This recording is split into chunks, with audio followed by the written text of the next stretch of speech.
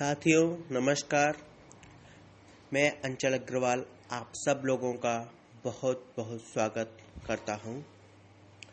दोस्तों, जैसे कि आज 3 मई है, हम बात कर रहे थे मुद्रा एवं बैंकिंग के ऊपर। मुद्रा एवं बैंकिंग को आगे बढ़ाते हुए मैं आज शुरुआत करता हूं रिजर्व बैंक ऑफ इंडिया से। जैसा कि पिछले ऑडियो में मैंने आपको बताया था कि रिजर्व बैंक की स्थापना 1934 में हुई थी, तो इसको थोड़ा सा विस्तार करते हुए शुरुआत करते हैं। रिजर्व बैंक की स्थापना शाही आयोग के अनुशंसा पर हुई थी। ब्रिटिश संसद ने एक अधिनियम पारित किया था, आरबीआई एक्ट 1934, और इसी के अनुसार 1 अप्रैल 1935 को आरबीआई का गठन हो गया। इसके पहले गवर्नर सर ऑसबॉर्न स्मिथ बने, जिसे हम सर ओ स्मिथ के नाम से जानते हैं। 1 जनवरी 1949 को इसका राष्ट्रीयकरण कर दिया गया था और इसी साल भारतीय बैंकिंग अधिनियम पारित हुआ था। रिजर्व बैंक में 20 सदस्यों की एक केंद्रीय टीम है, जिसमें एक गवर्नर है, 4 डिप्टी गवर्नर हैं, एक वित्त मंत्रालय द्वारा नियुक्त सरकारी अधिकारी और भारत सरकार द्वारा नामजद 10 ऐसे विद्वान होते हैं जो देश के आर्थिक जीवन के विभिन्न क्षेत्रों का प्रतिनिधित्व करते हैं। रिजर्व बैंक का मुख्यालय मुंबई में है। केंद्रीय बोर्ड के अतिरिक्त इस बैंक के 4 स्थानीय बोर्ड भी हैं, जिनके मुख्यालय मुंबई, कोलकाता, चेन्नई एवं नई दिल्ली में स्थित है। वर्तमान गवर्नर रघुराम राजन जी हैं। अब आते हैं कि रिजर्व बैंक के क्या काम होते हैं। तो पहला जो और सबसे मुख्य कार्य है वो है issue of notes, issue of paper currency अर्थात नोट निर्गमन। 1 रुपये से या 1 रुपये से छोटे सिक्के या नोटों को छोड़कर शेष विभिन्न मूल्य के नोटों को या सिक्कों को निर्गत अर्थात इश्यू करने का अधिकार भारतीय रिजर्व बैंक को ही प्राप्त है।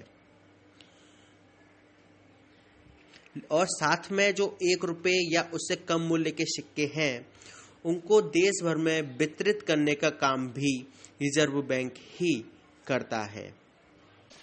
तो हम कह सकते हैं कि नोटों को जारी करने का रिजर्व बैंक को एक तरीके से एकाधिकार प्राप्त है। करेंसी नोट जारी करने के लिए वर्तमान में रिजर्व बैंक नोट प्रचलन की न्यूनतम निधि पद्धति, जिसे हम मिनिमम रिजर्व सिस्टम कहते हैं, को अपनाता है। इस पद्धति के अंतर्गत रिजर्व बैंक के पास स्वर्ण एवं विदेशी ऋण पत्र कुल मिलाकर किसी भी समय 200 करोड़ रुपए के मूल्य से कम नहीं होने चाहिए।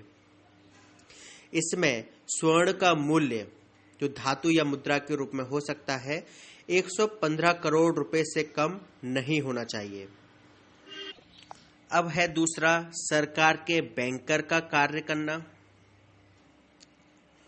तो रिजर्व बैंक भारत सरकार तथा राज्य सरकारों की ओर से धन प्राप्त करना अथवा उनके आदेशानुसार भुगतान करना जैसे कार्य करता है।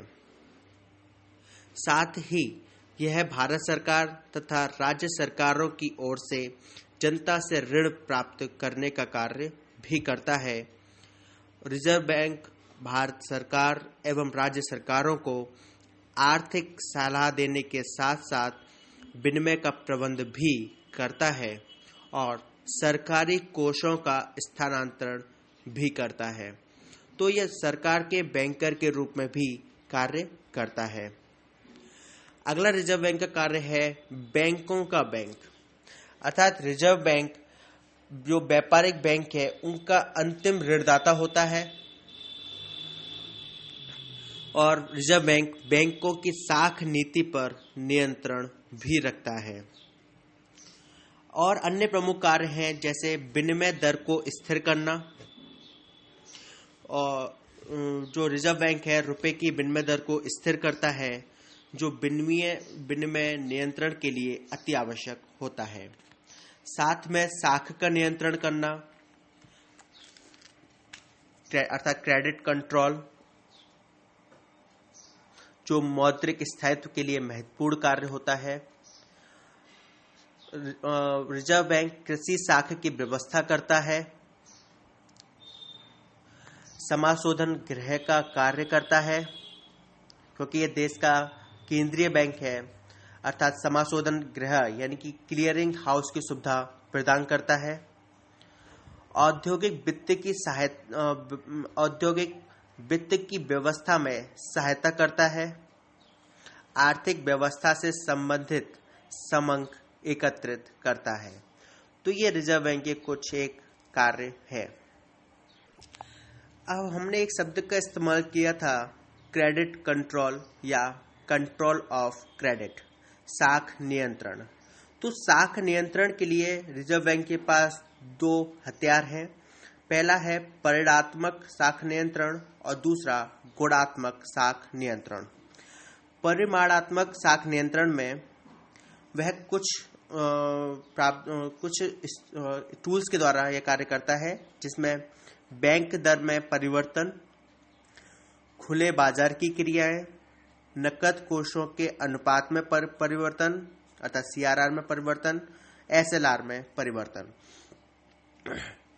जो बैंक दर होती है वह दर जिस पर रिजर्व बैंक वाणिज्यिक बैंकों को द्वारा पेश हुंडियों की पुनः कटौती करता है। मैं इसको एक एग्जाम्पल से समझाता हूं। मान लीजिए कि आप एक बिल ऑफ एक्सचेंज लेके गए बैंक के पास, या हुंडी लेके गए बैंक के पास, SBI के पास आप लेके गए, और उसकी अमाउंट 100 रुपये है। SBI ने आपको 5 रुपये अपने पास रखकर 95 रुपीज आपको थमा दिए। तो अब SBI क्या करेगा? SBI अब इसको लेकर रिजर्व बैंक के पास जाएगा। रिजर्व बैंक क्या करेगा कि बिल का जो अमाउंट है वो तो 100 रुपये ही है। रिजर्व बैंक उसमें से 97 रुपीज SBI को दे देगा और 3 रुपये अपने पास रख लेगा। इस तरीके से SBI को पूरे ट्रांजैक्शन में 2 रुपये का फायदा हुआ। तो एक तरीके से यह SBI का कमीशन हो गया। तो ये था बैंक रेट। इसी के आधार पर बैंक रेट निश्चित होता है। जितना रिजर्व बैंक काटेगा उससे कुछ एक अमाउंट बढ़ाकर अन्य कॉमर्शियल बैंक अपना रेट निश्चित करते हैं। दूसरा हथियार होता है इसी में ही ओपन मार्केट ऑपरेशन, अर्थात खुले बाजार की क्रियाएं। केंद्रीय बैंक द्वारा बाजार में प्रतिभूतियों, ऋण पत्रों, बिलों के क्रय विक्रय करने को हम खुले बाजार की क्रियाएं कहते हैं। इससे क्या होता है कि जब केंद्रीय बैंक द्वारा प्रतिभूतियों को बेचा जाता है तो मार्केट से वो पैसा उठा लेती है। इससे मार्केट में पैसा कम हो जाता है और इन्फ्लेशन को हम कंट्रोल कर सकते हैं। अर्थात इन्फ्लेशन और डिफ्लेशन को कंट्रोल करने के लिए भी यह हथियार यूज किया जाता है। CRR, SLR पर हम बात कर चुके हैं। दूसरा जो जरिया मैंने बताया था आपको वो था गुणात्मक साख नियंत्रण, जिसमें वह साख की राशनिंग कराना, नैतिक दबाव डालना, प्राधिकरण की योजना करना, प्रत्यक्ष कार्रवाई करना, चयनात्मक साख नियंत्रण करना आदि ऐसे कार्य को अपनाता है। साख की राशनिंग का अर्थ है कि केंद्रीय बैंक यह निश्चित कर देता है कि प्रत्येक बैंक को कितनी साख दी जाएगी। जब रिजर्व बैंक यह महसूस करता है कि अर्थव्यवस्था के कुछ क्षेत्रों में उदार साख नीति की आवश्यकता है तो बैंक चयनात्मक साख नियंत्रण अपना लेता है। तो इस तरीके से रिजर्व बैंक साख को नियंत्रित करता है, अर्थात कंट्रोल ऑफ क्रेडिट का कार्य करता है। और कंट्रोल ऑफ क्रेडिट से ही तरलता समायोजन सुविधा अर्थात लिक्विडिटी एडजस्टमेंट फैसिलिटी को वह एडजस्ट करता रहता है, ताकि ना तो मार्केट में बहुत अधिक लिक्विडिटी हो जाए, ना ही बहुत कम, क्योंकि बहुत अधिक होने का अर्थ है इन्फ्लेशन बढ़ता जाएगा और बहुत कम होने का अर्थ है डिफ्लेशन की स्थिति आ जाएगी, जो दोनों ही अवस्थाएं किसी भी अर्थव्यवस्था के लिए अच्छी नहीं रहती हैं। अब आते हैं परिसंपत्ति पर। जो असेट्स होती हैं उनको हम 3 तरीके से बांट के देखते हैं: निष्क्रिय परिसंपत्ति, निष्पादक परिसंपत्ति और गैर निष्पादक परिसंपत्ति, जिसमें हम गैर निष्पादक परिसंपत्ति का नाम बार बार सुनते हैं। इसे हम नॉन परफॉर्मिंग असेट अर्थात NPA कहते हैं। लेकिन तीनों को समझते हैं। निष्क्रिय परिसंपत्ति है जिस पर उत्पादक उपयोग शुरू ही ना हुआ हो। निष्पादक परिसंपत्ति है, मान लीजिए इस तरह समझिए निष्क्रिय को कि आपके पास आप एक लैंड के मालिक हैं, ठीक है, आपके पास 2-3 कमरे हैं जिसे आप किराए पर उठाना चाहेंगे, लेकिन आपने कमरे को उठा के नहीं रखा किराए पर, तो इसका मतलब क्या है कि आपने उस संपत्ति को निष्क्रिय पड़े रहने दिया। दूसरा, मान लीजिए आपने कमरे उठाए हैं और हर महीने आपको उसका पैसा भी मिल रहा है, तो यानी कि अब वो है निष्पादक परिसंपत्ति, नॉन परफॉर्मिंग असेट। वहीं तीसरा ये है कि मान लीजिए कि जिसको आपने रेंट पर रूम दिया है वो गुंडा टाइप का व्यक्ति है और आपके पैसे को नहीं दे रहा है, अतः सेवाएं ले रहा है, लेकिन आपको महीने पर जो आपको अमाउंट मिलना चाहिए वो आपको नहीं दे रहा है। यानी कि आपने उस संपत्ति का अधिकार तो दूसरे को दे दिया, लेकिन आपको उसके बदले में जो मिलना चाहिए था वो नहीं मिल रहा, वो है नॉन परफॉर्मिंग असेट। बैंक पैसा तो दे देता है ऋण के रूप में, पर कई कंपनियां इसको चुका नहीं पाती हैं, तो इस तरह बैंक का NPA लगातार बढ़ता जा रहा है, जो इस वक्त काफी बड़ी समस्या है। गैर निष्पादक परिसंपत्तियों को हम इस तरीके से डिफाइन कर सकते हैं कि बैंकों द्वारा वितरित ऐसे सभी ऋण और उस पर देय ब्याज गैर निष्पादनीय परिसंपत्ति के रूप में पहचाने जाते हैं, जिनमें किसी वित्तीय वर्ष में मूलधन का भुगतान 180 दिन तथा ब्याज का भुगतान 365 दिन से अधिक दिनों तक रोक लिया जाता है। अब हम एक शब्द सुनते हैं, म्यूचुअल फंड। तो म्यूचुअल फंड होता है कि ऐसी वित्तीय व्यवस्था जिनमें जन सामान्य के निवेश योग्य धन को ऐच्छिक आधार पर एकत्रित करके विनियोग के सर्वोत्तम अवसरों में प्रयुक्त किया जाता है। और unit trust of India Bharat का प्रथम पारस्परिक कोष अर्थात म्यूचुअल फंड है। मतलब क्या होता है कि आपसे वो पैसा लेंगे और आपके पैसे को दूसरी जगह पर, जहां पर विनियोग का सबसे अच्छा साधन हो सकता है, अवसर हो सकता है, वहां उस पैसे को रख देंगे और उससे ब्याज कमाएंगे और ब्याज के आधार पर वो आपको पे करते रहेंगे। तो ये है म्यूचुअल फंड का कॉन्सेप्ट। एक शब्द होता है गैर बैंकिंग वित्तीय कंपनियां, नॉन बैंकिंग फाइनेंशियल कंपनीज, जिसे हम NBFCs कहते हैं। तो यह कंपनी एक्ट के तहत पंजीकृत होती हैं और इसमें वह सभी निवेश कंपनियां या संस्थाएं जिनका मुख्य व्यवसाय किसी भी योजना के अंतर्गत जमा स्वीकार करना और उसे किसी अन्य तरीके से उधार देना होता है, गैर बैंकिंग वित्तीय कंपनियां कहलाती हैं। और इनका अधिकतर कार्य होता है, जो इनकी भूमिका आती है अधिकतर, वो आती है उपभोक्ता टिकाऊ वस्तुओं और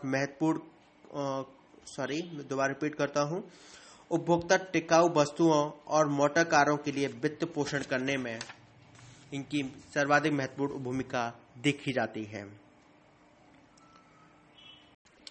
एक ज्वलंत मुद्दे के रूप में रहा है बेसल मानक। तो थोड़ी बात बेसल मानक पर करते हुए मैं मनी एंड बैंकिंग को फिर समाप्त कर दूंगा। बेसल एक शहर है स्विट्जरलैंड का, जहां बैंकिंग व वित्तीय संस्थाओं को अंतर्राष्ट्रीय स्वरूप देने के संबंध में मानक निर्धारित करने के लिए बेसल समिति का गठन किया गया था। इस समिति द्वारा जो मानक बनाए गए उन्हें बेसल मानक कहा गया और इस तरह से दूसरा बेसल मानक चल रहा है और तीसरा बेसल मानक को लागू करने की बात हो रही है। जो पहला बेसल 1 बना था वह 1988 में तय हुआ था, जो बैंकों के लिए न्यूनतम पूंजी अपेक्षा तक सीमित था और मुख्यतः ऋण जोखिम पर केंद्रित था। दूसरा बेसल मानक 2004 में बना। इसके तहत अंतर्राष्ट्रीय वित्तीय जोखिमों से निपटने के लिए बैंकों व वित्तीय संस्थाओं को एक निश्चित मात्रा में धनराशि को अपने पास सुरक्षित रखने के मानक तय किए गए। 31 मार्च 2009 तक भारतीय बैंकों ने इसके यह मानक पूरे कर लिए थे। अंतर्राष्ट्रीय स्तर पर स्वीकृत इन मानकों को पूरा करने से बैंकों की वित्तीय स्थिति सुदृढ़ होगी और यह बैंक विभिन्न वित्तीय जोखिमों से बेहतर तरीके से निपटने में सक्षम होंगे। अब आया बात बेसल 3 मानक की। बेसल 3 मानकों को पूरा करने के लिए सार्वजनिक क्षेत्र के 13 बैंकों को 12,517 करोड़ रुपए की अतिरिक्त पूंजी 2012-13 में प्रदान की गई, जिसे 2013-14 में बढ़ाकर 14,000 करोड़ आवंटित कर दिया गया। पर यह इतना महत्वपूर्ण नहीं है जितना यह जानना कि बेसल 3 मानक में ऐसा क्या उद्देश्य है। इसका उद्देश्य है बैंकिंग क्षेत्र के लिए उच्चतर पूंजी आवश्यकता, तरलता नियमों तथा आकस्मिक व्यवस्थाओं को लागू करना, जिससे आर्थिक अवमंदन की पुनरावृत्ति न हो सके। आरबीआई ने बेसल 3 मानकों को पूरी तरह लागू करने की सीमा 31 मार्च 2018 से बढ़ाकर 31 मार्च 2019 तक कर दी है। इसके लिए बैंकों को कुछ एक प्रावधान करने होंगे, जैसे 3.5% की कॉमन इक्विटी होनी चाहिए, 4.5% की श्रेणी 1 पूंजी होनी चाहिए और 8% की CRAR की कुल पूंजी होनी चाहिए। CRAR का मतलब है capital to risk assets ratio. तो इसकी कुल पूंजी होनी चाहिए 8% की। तो ये जो मानक है आरबीआई ने कहा है कि हम इनको 31 मार्च 2019 तक पूरा करेंगे। तो यह था मुद्रा एवं बैंकिंग के बारे में एक ओवरऑल व्यू, मेरे विचारों के साथ, तथ्यों के साथ, डेफिनेशंस के साथ। तो आपको यह कैसा लगा? आपकी कोई सुझाव हो तो वो मुझे अवश्य बताएं। मेरा ईमेल एड्रेस anchaleser@gmail.com, anchaljalesar@gmail.com। मुझे इंतजार रहेगा आप लोगों के ईमेल का, आप लोगों के सुझाव का। और यदि कोई और ऐसा टॉपिक हो जिससे आप डिस्कस करना चाहते हो तो वो भी मुझे अवश्य बताएं, ताकि मैं उस पर भी अपनी तैयारी करते हुए आप लोगों के सामने अपने विचारों को भी प्रस्तुत कर सकूं, जिससे तैयारी में सुदृढ़ता पैदा हो। तो धन्यवाद।